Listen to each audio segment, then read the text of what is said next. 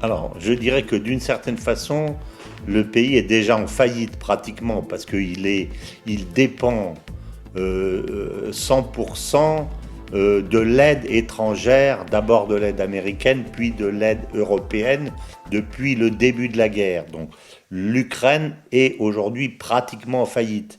La question de savoir si elle va être en faillite ou non, ça ne va pas dépendre de la situation économique, mais ça dépend essentiellement de savoir si les pays étrangers vont continuer à aider l'Ukraine ou non.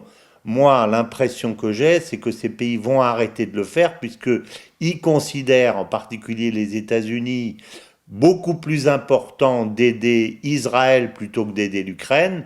Donc, de toute façon, ils ont dit qu'ils ne dépenseraient plus pour l'Ukraine. Et nous, la crise iranienne va nous coûter tellement cher, avec l'augmentation du prix du pétrole, etc., que je ne vois pas comment on va avoir les moyens. Donc, je pense que Monsieur Zelensky arrive au bout de sa vie politique. Et évidemment, dans ces conditions, la grande difficulté de ce pays, ça va de trouver les voies et les moyens de se redresser. Mais ça sera une toute autre histoire. Peut-être qu'il récupérera une partie de son économie.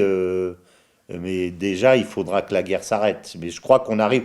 La vraie question, c'est pas si le pays est en faillite, c'est de savoir si la guerre va s'arrêter. Et je pense qu'elle va s'arrêter.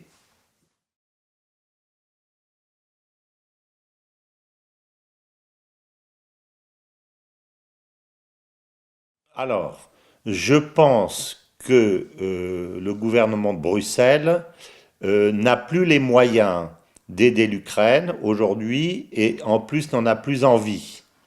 D'une part, l'arrivée de Trump a modifié la donne dans la mesure où Trump a expliqué très clairement que les États-Unis ne voulaient plus financer cette guerre et donc ils étaient prêts à livrer des armes pour le montant des 90 milliards de dollars qui étaient prévus à l'Ukraine, sauf que les Américains n'ont pratiquement plus d'armes à ce jour, donc ça va s'arrêter faute d'armes. Donc ça va régler le problème par lui-même. Alors, les 90 milliards de dollars avaient été bloqués parce qu'il y avait un pays qui bloquait principalement, c'était la Hongrie. Je crois savoir qu'il y a quelques jours, la Hongrie a levé son veto. Donc théoriquement, la communauté européenne peut accorder ces 90 milliards à l'Ukraine. Encore faut-il que l'on sache qu'est-ce qu'elle va livrer dans le cas de ces 90 milliards. Parce que le but, c'est pas de lui donner de l'argent à fond perdu si on sait que la guerre va être perdue parce qu'il n'y a pas d'armes à lui livrer. Donc je pense que c'est comme ça que le problème va se régler. Mais pour répondre à la question, je crois que l'Europe n'a plus l'argent, mais en plus, je pense qu'elle n'a plus l'envie de le faire, même si elle ne l'a pas dit d'une façon aussi claire que ça, parce que sa priorité, ça va être de sauver sa propre population face au désastre qui se prépare à cause de la guerre d'Iran.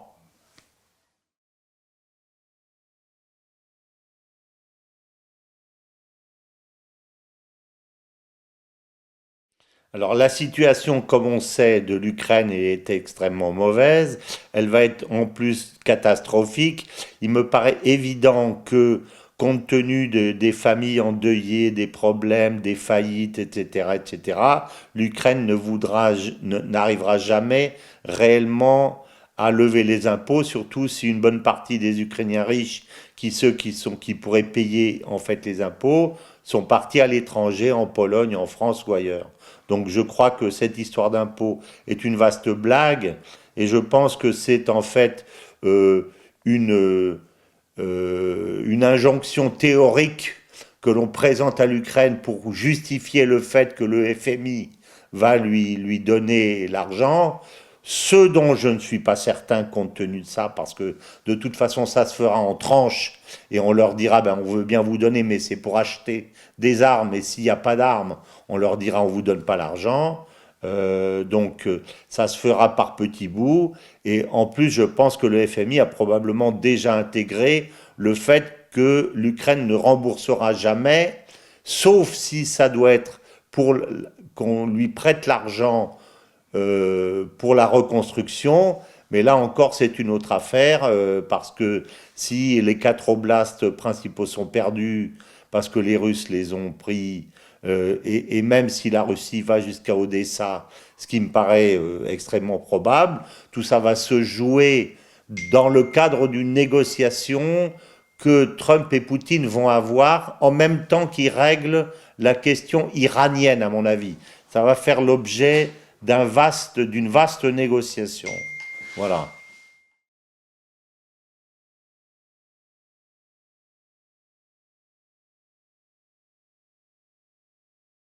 Alors, d'abord, une partie des députés de la Rada disent qu'ils veulent démissionner.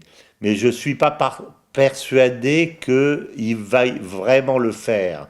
Parce que dans mon premier livre, L'Ukraine, un basculement du monde, j'avais signalé le fait que l'un des journaux, avant que les journaux n'aient été progressivement interdits par le gouvernement de M. Zelensky, qui était un journal communiste, avait précisé que beaucoup de députés de la Rada achètent leur siège. Et ça coûte, d'après ce que disait le journal, 1 million de dollars. C'est-à-dire, si vous voulez devenir député de la Rada, vous devez payer aux mafieux qui sont autour du pouvoir 1 million de dollars. Alors, si vous avez payé 1 million de dollars, c'est ensuite pour racketter tout le monde, pour récupérer votre argent et gagner de l'argent. Donc, je ne suis pas certain que s'il y a beaucoup de députés, effectivement, qui ont payé 1 million de dollars pour avoir leur siège, qu'ils aient très envie de démissionner. À mon avis, ils n'ont pas du tout envie de démissionner. Par contre, que le gouvernement démissionne, que ces députés veuillent que le gouvernement démissionne pour qu'il y ait un autre gouvernement enfin qui débloque la situation en acceptant de négocier avec les Russes, ce que pour l'instant le gouvernement de Zelensky ne veut pas. Je pense que ça c'est tout à fait possible et je pense que ça se produira de fait lorsque la défaite de Zelensky va être consommée, c'est-à-dire là j'attends toutes les semaines le résultat des combats sur le terrain que je suis très régulièrement, mais il est clair qu'avec la pénurie de missiles et la pénurie de défense et la pénurie de drones qui va être de plus en plus forte, euh, le gouvernement de Zelensky va se faire enfoncer de plus en plus, l'armée va se faire enfoncer de plus en plus, et à ce moment-là, je pense que le gouvernement va sauter. Surtout si les Américains, encore une fois dans le cadre d'une négociation, finissent par convaincre les Européens de laisser tomber M. Zelensky. On lui dira c'est la valise ou le cercueil, comme on disait à propos à propos des rapatriés d'Algérie. C'est où tu prends la valise ou tu prends le cercueil. À toi de choisir. Il prendra la valise.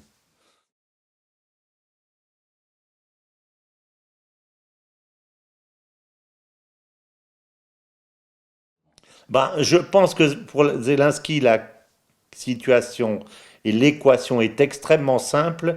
Il a autour de lui une camarilla de gens qui l'ont amené au pouvoir, qui l'ont financé, et que lui, maintenant qu'il est au pouvoir, doit payer systématiquement. Il a une bande de hyènes et tous les matins, il doit verser des morceaux de viande à tout le monde. Donc le jour où il a plus d'argent, il leur dira c'est fini. Mais tant qu'on lui promet de lui donner 90 milliards et qu'il a la possibilité, il va se maintenir au pouvoir de toutes les façons possibles. Bon, le jour où c'est l'argent qui dirige chez lui. Donc s'il y a plus d'argent, il partira tout de suite. Voilà. Il n'a pas aucun objectif stratégique. Il n'a qu'un objectif d'enrichissement personnel et un objectif de sauver sa peau par rapport aux gens qui sont autour de lui. C'est ça ses deux objectifs, c'est tout.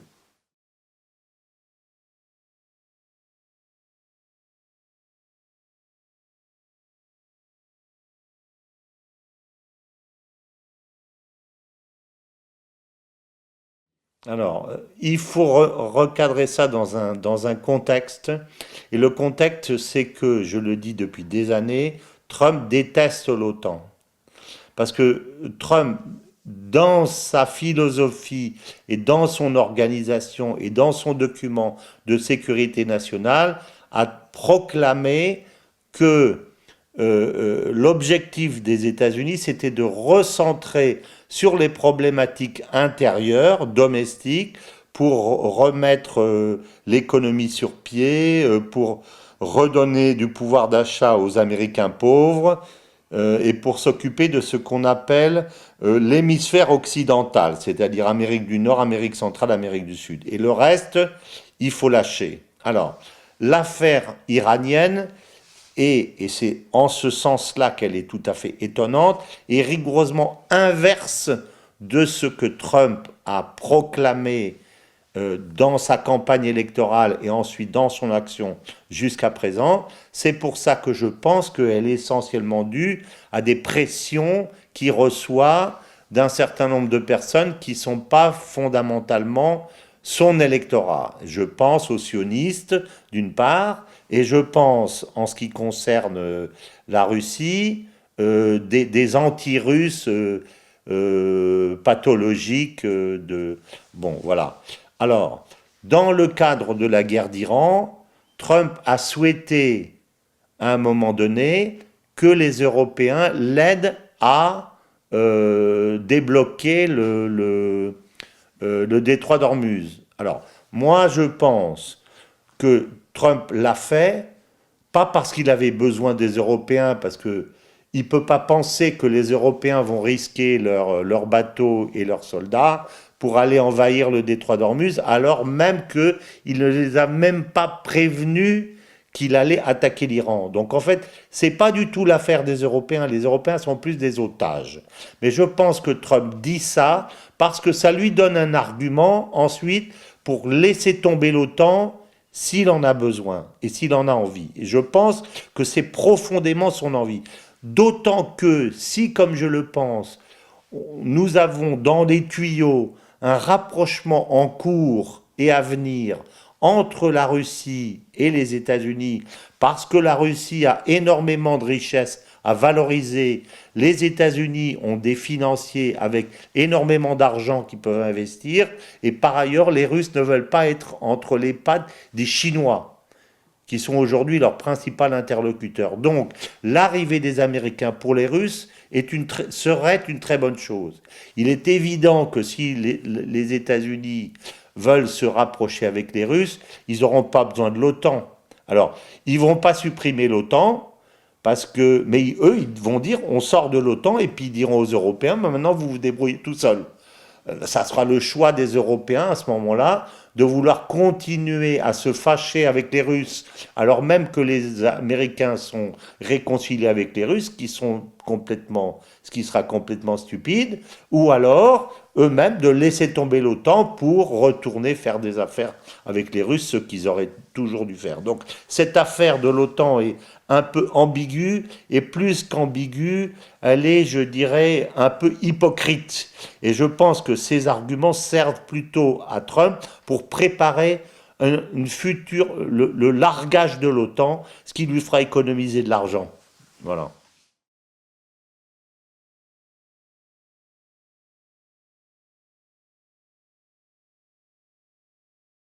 Oui, je pense que les déclarations américaines concernant l'OTAN sont très sérieuses et qu'elles anticipent un futur dégagement des États-Unis de l'OTAN dont ils n'ont plus besoin, surtout s'ils sont réconciliés avec les États-Unis.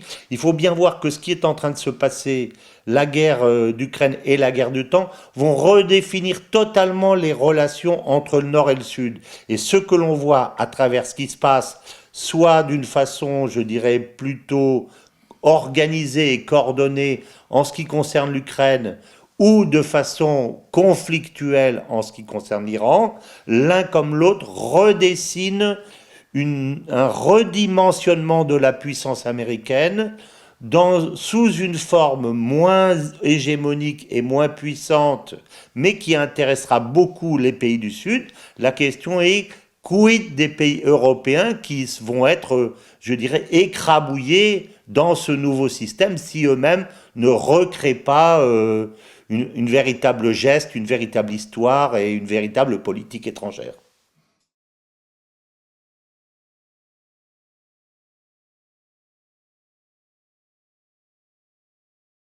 Je pense que ce qui se passe en ce moment et les déclarations de Trump préparent réellement un affaiblissement et même un départ des États-Unis de l'OTAN.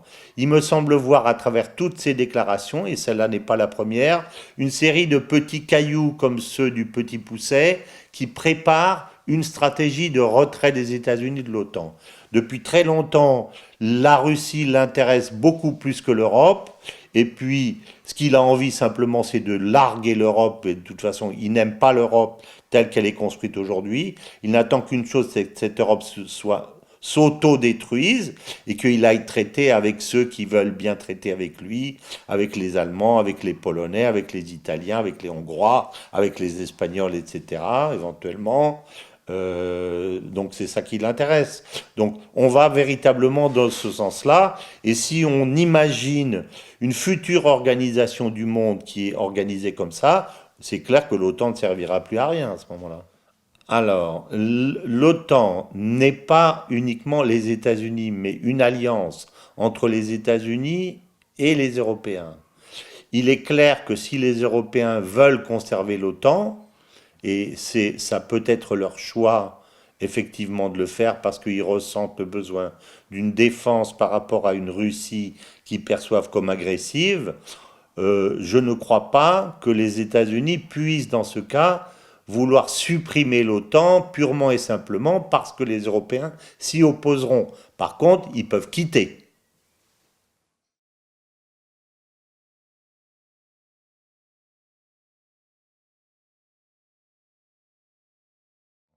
Marco Rubio s'est exprimé de cette façon pour la raison que j'ai expliquée précédemment, parce que évidemment derrière tout ça, ce qui se dessine, c'est un retrait des États-Unis de l'OTAN. C'est ça qui se dessine.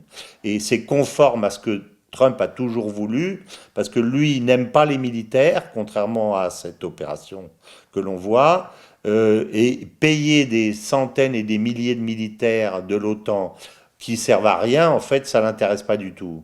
Donc, c'est ça que Marco Rubio est en train d'exprimer en disant ça, je crois. Marco Rubio a dit ça d'abord parce que c'est lorsque on va faire l'état de la situation américaine après la guerre d'Iran qu'on va pouvoir évaluer véritablement si les Américains ont besoin ou non de l'OTAN et de l'Europe par rapport au soutien qu'ils lui auront apporté dans cette guerre. Ce que l'on voit se dessiner, c'est que les Européens euh, qui sont tétanisés par le fait qu'ils soient punis par l'Iran et que demain on ne leur livre pas le pétrole et le gaz dont ils ont besoin, sont évidemment extraordinairement en retrait par rapport à cette guerre, tout comme le sont les pays du Golfe qui, eux, sont bombardés, mais qui, pour autant, ne veulent pas se lancer dans la guerre parce que ce sont les otages de cette opération. Il y a deux grands otages dans cette opération, c'est les pays du Golfe et les pays européens. C'est ça la situation.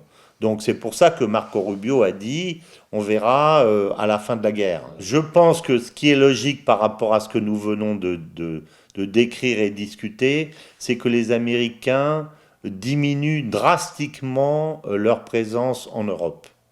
Euh, Ça n'aura pas lieu d'être, d'autant plus si le rapprochement avec la Russie est acté. Et j'en suis même à me demander, en écoutant ces questions, si cette condition de la réduction drastique de l'OTAN ou même de la suppression des bases américaines dans l'OTAN ne fait pas partie des conditions secrètes qui ont été discutées entre M. Trump et M. Poutine, ce qui serait assez logique, parce que M. Poutine va lui dire, écoutez, si vous voulez qu'on fasse des affaires dans l'Arctique, avec, etc., qu'on vous ouvre nos marchés, vous ne pouvez pas en même temps mettre des bases pour éventuellement nous bombarder ou nous envoyer des missiles nucléaires. Donc, il faut régler le problème. Et c'est ça, je pense que Trump est en train de préparer. Donc une modification de l'article 5, non, je ne le pense pas. Par contre, une réduction de leur présence, certainement. Et ce que je pense aussi en corollaire de ça, c'est que les Américains vont être amenés également, on ne le dit pas encore parce qu'on est en plein dans la partie conflictuelle, mais quand on va rentrer dans les grands marchandages entre l'Iran et les États-Unis, une des conditions qui seront imposées par l'Iran, parce que l'Iran posera ces conditions lorsqu'il aura gagné, et on a vu que M. Trump, dans son allocation du 1er avril, a déjà en fait annoncé en sous-main qu'il allait quitter et qu'il avait perdu la guerre. Il a acté sa défaite, même s'il dit on va vous renvoyer à l'âge de pierre, on va les bombarder comme jamais, etc. En écoutant ce discours, les gens ont dansé dans les rues de Téhéran. Parce que ça veut dire, derrière ce discours, ces rodomontades, le discours c'est victoire, fuyons. C'est ça qu'a dit M. Trump en fait. Alors, il ne le dit pas explicitement, mais il l'a dit implicitement. Donc ça veut dire qu'il y aura une nouvelle architecture, et cette architecture, elle prévoira également le départ des bases américaines du Golfe, puisqu'il y aura à ce moment-là, évidemment, pour la reconstruction de tous ces pays, une levée des sanctions et une réconciliation entre l'Iran et les pays du Golfe, et les États-Unis ayant acté leur retour. Donc je pense qu'on va, et ça c'est conforme au plan de Trump, il y aura un désengagement de Trump en Europe et un désengagement de Trump au Moyen-Orient, les deux.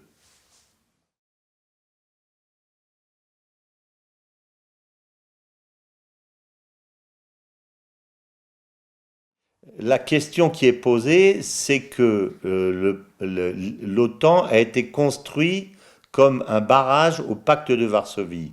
Ceci est faux. C'est l'inverse.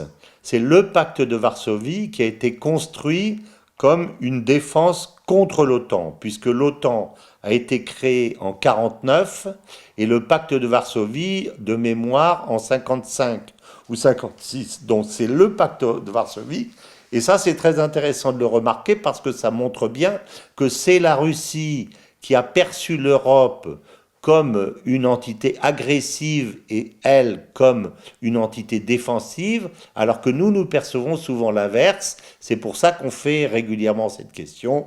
Et si vous demandez aux gens, ils vous diront oui, oui, c'est pour se défendre contre les Russes qu'on a créé l'OTAN. C'est pas vrai, c'est l'inverse. L'objectif de l'OTAN était évidemment de faire barrage à la Russie à cette époque. Mais on voit bien que les choses ont aujourd'hui énormément changé, dans la mesure où les États-Unis et l'Europe, l'Occident d'une façon générale, n'a plus les moyens aujourd'hui de faire une guerre de conquête ou même de défense contre la Russie, et que l'on va vers une réconciliation réciproque où l'OTAN n'aura plus sa place.